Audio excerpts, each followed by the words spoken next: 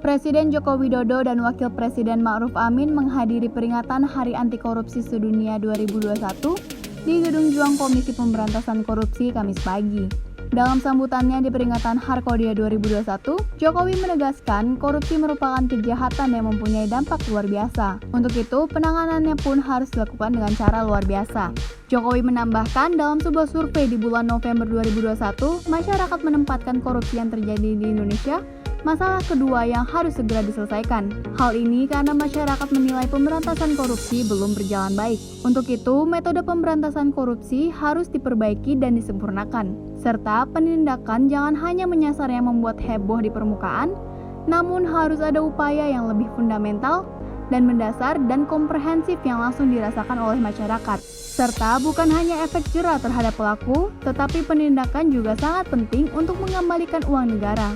Melihat fakta-fakta tersebut diperlukan cara-cara baru yang lebih extraordinary.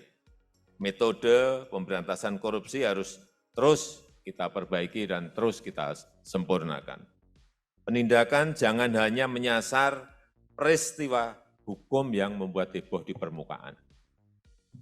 Namun, dibutuhkan upaya-upaya yang lebih fundamental, upaya-upaya yang lebih mendasar, dan lebih komprehensif yang dirasakan manfaatnya langsung oleh masyarakat. Upaya penindakan sangat penting untuk dilakukan secara tegas dan tidak pandang bulu.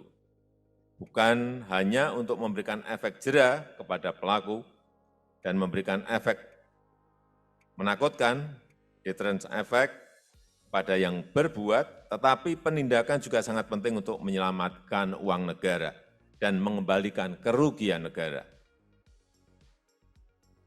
Aset recovery dan peningkatan penerimaan negara, bukan pajak, PNBP juga harus diutamakan untuk penyelamatan dan pemulihan keuangan negara serta memitigasi pencegahan korupsi sejak dini.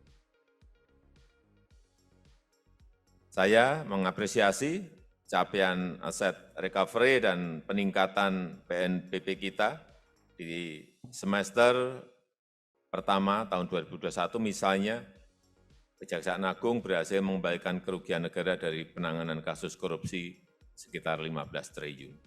Dan tadi jumlah yang lebih besar juga disampaikan oleh Ketua KPK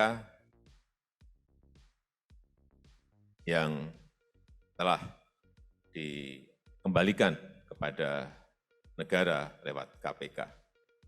Dalam kaitan ini, pemerintah terus mendorong segera ditetapkannya Undang-Undang Perampasan Aset Tindak Pidana. Ini juga penting sekali. Dan terus kita dorong dan kita harapkan tahun depan, insya Allah ini juga akan bisa selesai.